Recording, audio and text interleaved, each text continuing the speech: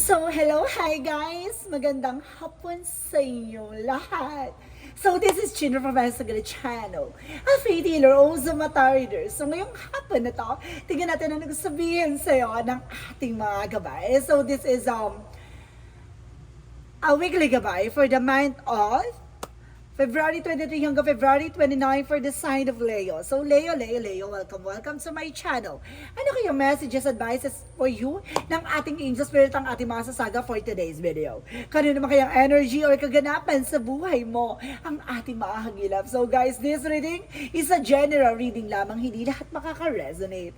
Kunin lamang po ang makaka-relate sa inyo and comment down below kung kaninong energy ang ating nasagap. And of course, don't forget to like and subscribe my channel and hit the notification bell for more videos update. Because maraming salamat po sa mga walang sawang pagsuporta sa aking channel. Lalong-lalo na yung hindi nag-skip ng ads na way pagpalain kayo ng Diyos at may kapal, siksik-liglig na gumapaw na biyayang manang balik sa inyo. Guys, come on, let's see. Hagilapin natin ang pinakamensahe sa'yo ng ating mga gabay. We're back! Guys, eto na.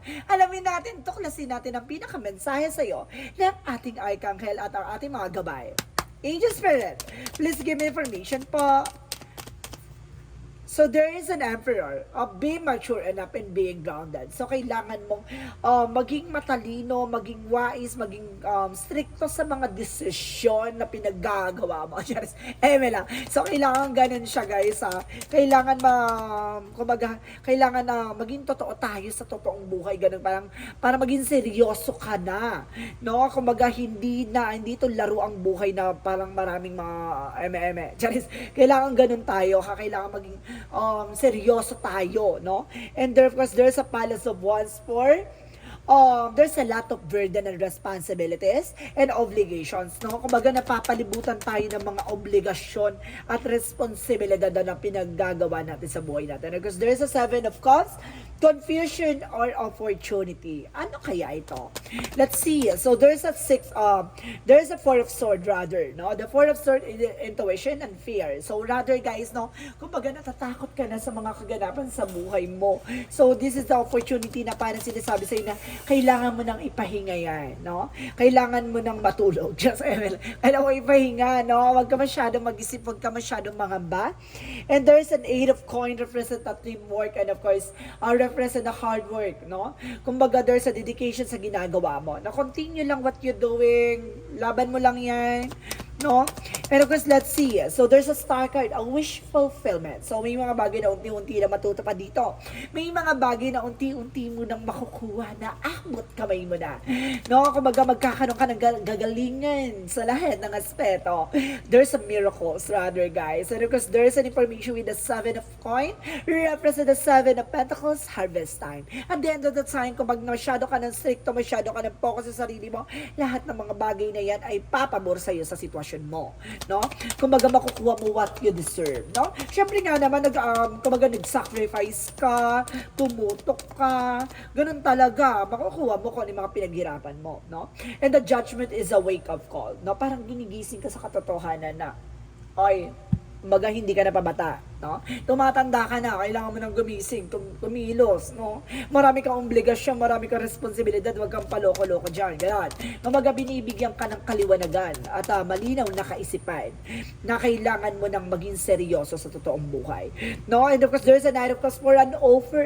There's a lot of opportunities coming in for you. Maraming oportunidad na papasok dito.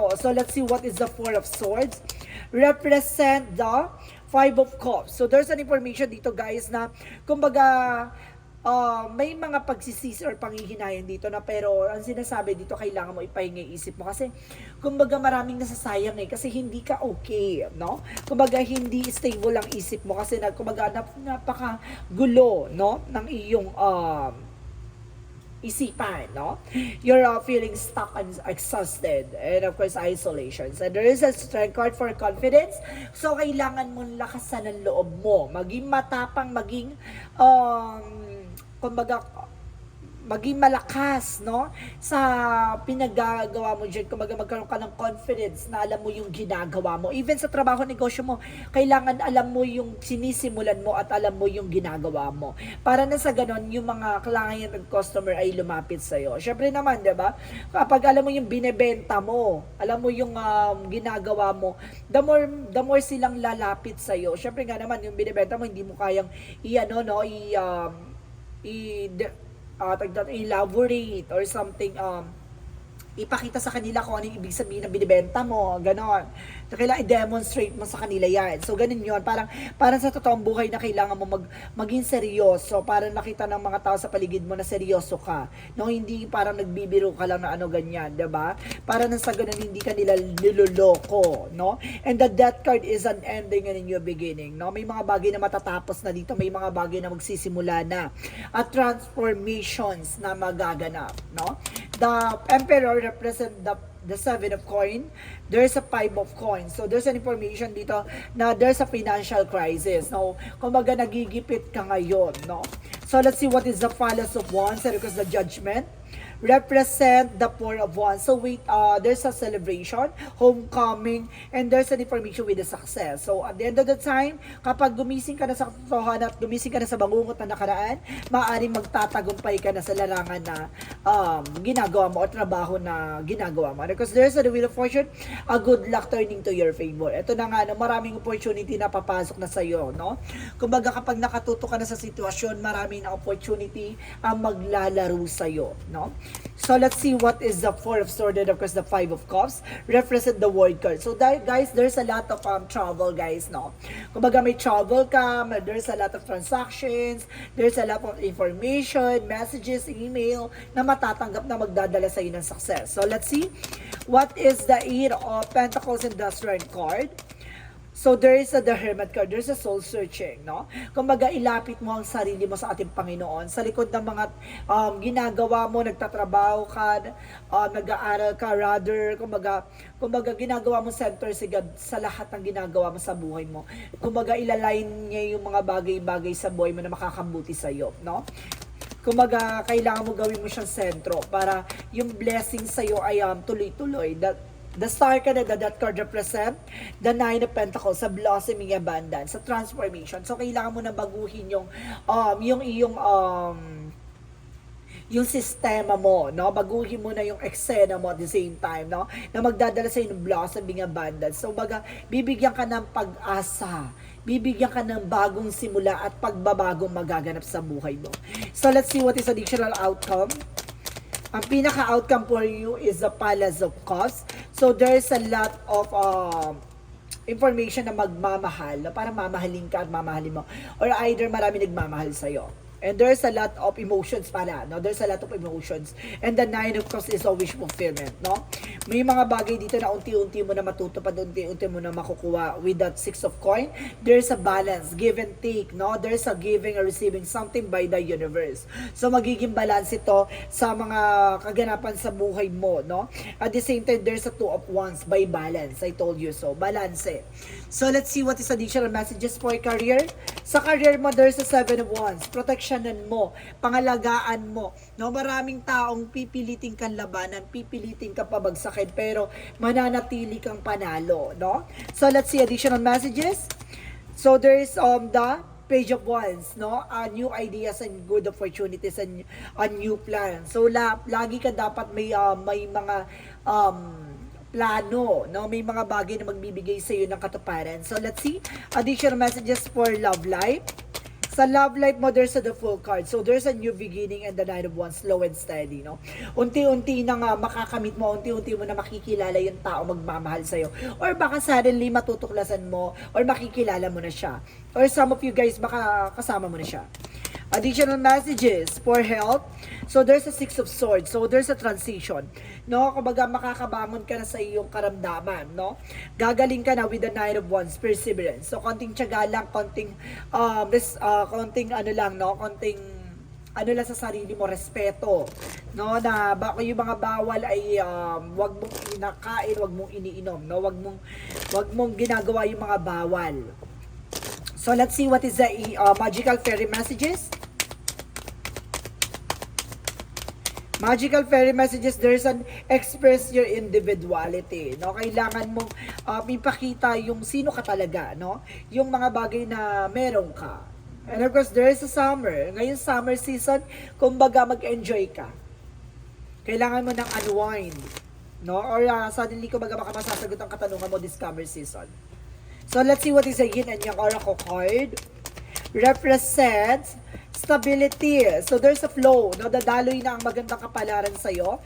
And there is an information na mag-ingat ka sa mga nagbabalat kayo. And there's a past. No? Kumbaga, nagsasuffer na raw ang mga gumawa sa'yo ng hindi maganda sa nakaraan. So, let's see what is Archangel Raphael messages.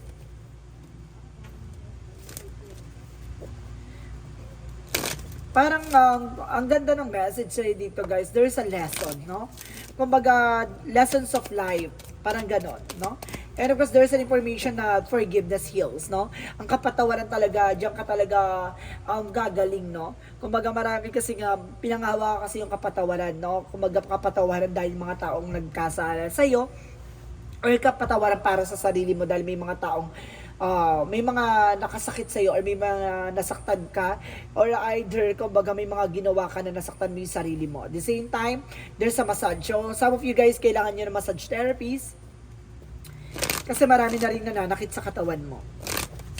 So, let's see what is additional messages. And there is a loosen your grip, no?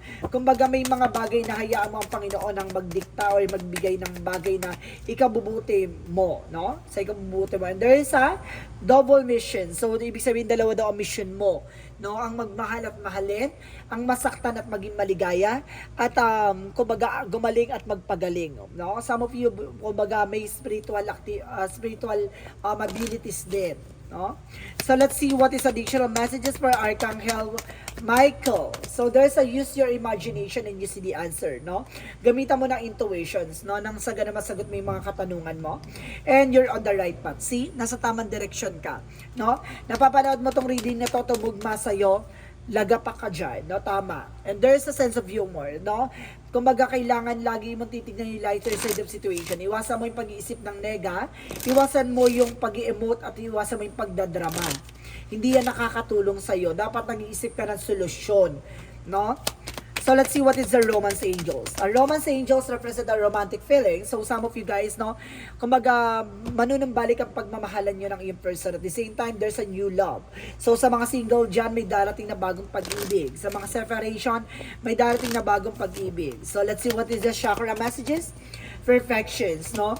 Kumbaga, may mga bagay dito na pinipilit mong buuin or pinipilit mong makompleto, no? And there's a destiny. So, there's a destiny is yours. May mga bagay na ilibigay sa'yo at ilalatag sa'yo ang Panginoon na para sa'yo, no? You have your own uniqueness and there's a passion, no? May mga bagay na, kumbaga, gawin mo yung mga bagay na makakapagpasaya sa'yo.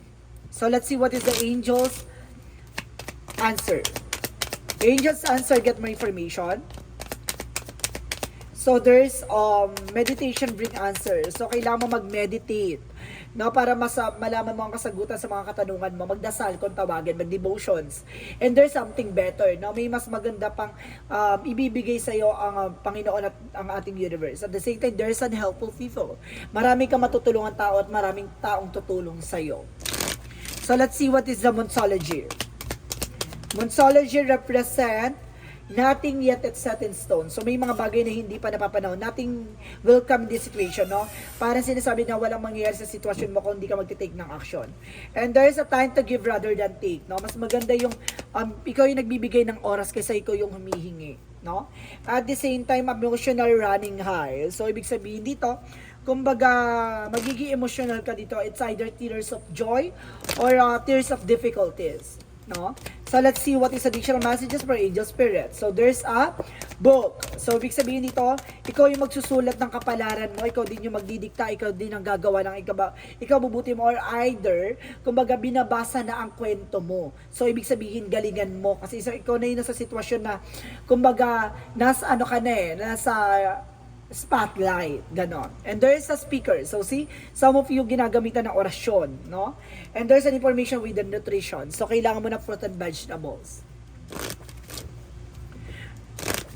So let's see what is additional messages. So there's an honesty. Honesty is the best policy. So kailangan mo maging tapat, no, sa ibang tao, even sa sarili mo. No, at the same time, there's a denial. No, i-acknowledge mo yung fear, palitan mo yan na awareness. So, hindi sa natatakot ka, no, nangangamba ka lang sa mga posibilidad na mangyayari. Ganun yun. And there's an information by courage, no? Kailangan maging malakas ka, maging matapang ka, no? Alisin mo yung takot at pangamba mo. Kailangan may confidence ka dito. Additional messages, and there's an evolutions, no? Kumbaga magbabago na ang iyong eksena, magkakaroon ka na ng development, kumbaga unti-unti mo nang mauunawaan at malalaman yung mga bagay na kailangan mong gawin, no? At the same time, there's a kitchen creations, no? Kumbaga may mga bagay na matutuklasan ka or may mga bagay na makikreate ka, no? At the same time, there's a right passage. So, ibig sabihin nakapasa ka sa hamon ng buhay. And there's a taking action. Ito yung sinasabi ko kanina na kailangan mong kumilos at kailangan mong gumalaw at kailangan mong magdesisyon, no? So, let's see what is the energy. The energy is the sun card. So, bibigyan ka ng kaliwanagan at ang kalinawan dito. At the same time, there's an attachment. So, may mga bagay dito na, kumbaga, panghawakan mo or pag-ingatan mo yung mga bagay na hinahawakan mo or yung mga taong nakakasama mo. Kasi mga some of them na, kumbaga, maskara, kumbaga, hindi totoo sa'yo, no? Kumbaga, false mask, no? Kumbaga, nagpapanggap. There's a deceit, no? Mag-ingat ka, may mangkukulam din dito, no? Kumbaga mag-ingat ka kasi may taong gumagawa behind your back. So let's see what is the Jesus loving quotes. Nakikita mo yung mangkukulam? Ang creepy, di ba? And there's an information with that. You are the light of the world. Ikaw daw yung magsisilbing liwanag, no, ng mundo or ng iyong tahanan, no? So let's see what is the angel's answer. Angel's number represent 9, I am compassionate. Trust in your compassion that makes you shine. You are devoted to helping the greater good and have a strong talent for speaking up for others. And your soul is most satisfied when you are being of service. So, ibig sabihin to, kumaga bukal sa loob mo at talagang napaka-nurture sa iyo yung tumulong, no? Kumaga marami ka natutulungan tao, no? Ganun yung pagkatao mo, kumaga handa ka magsakripisyo at tumulong sa ibang tao. Wow, napaka-kind mo naman siya, napaka-generous mo, guys. So, let's see what is the messages of life. Messages of life is I am welcome. So, sinasabi dito, guys, I welcome life as it presents itself to me. Today, I take each step on my path to fulfill with a good faith. I swim easily with the flow of life. I embrace all experiences that universe bestows on me. Even those that may prove challenging, I know all will fall into place for my greater good. So see, alam mo na kumaga ipagkakalob sa'yo kung yun yung bagay na ikabubuti mo, no? Kumaga kailangan mo lang matutunan, maunawaan na yung mga bagay na napagdadaanan mo ay kailangan mong malaman at kailangan mong matutunan at kailangan mong pagdaanan, no? Ganun talaga. So, may mga pagsubok tayo na kumbaga kailangan mo lang talagang ipagpasalamat, no? Kaya binibigay sa iyo para maging malakas ka at maging matalino ka sa mga desisyon at mga gagawin mo sa mga susunod na eksena. So, guys, this is a weekly gabay for the month of February 23 hanggang February 29. For the sign of Leo. So, Leo, maraming salamat for this wonderful reading. So, once again, this reading is a general reading lamang. Hindi lahat makaka-resonate. Kunin lamang pa makaka-relate sa inyo and comment down below kung kaninong energy ang ating nasagap. Because don't forget to like and subscribe my channel and hit the notification bell for more videos update. Because maraming salamat sa mga walang sawang pagsuporta sa aking channel, lalo-lalo na yung hindi nag-skip ng ads na way pagpalay kayo. Nang Diyos at may kapalisiksik diglig na gumapaw na biyayang manang balik sa inyo. Maraming salamat and see you in the next video. Bye-bye and babush!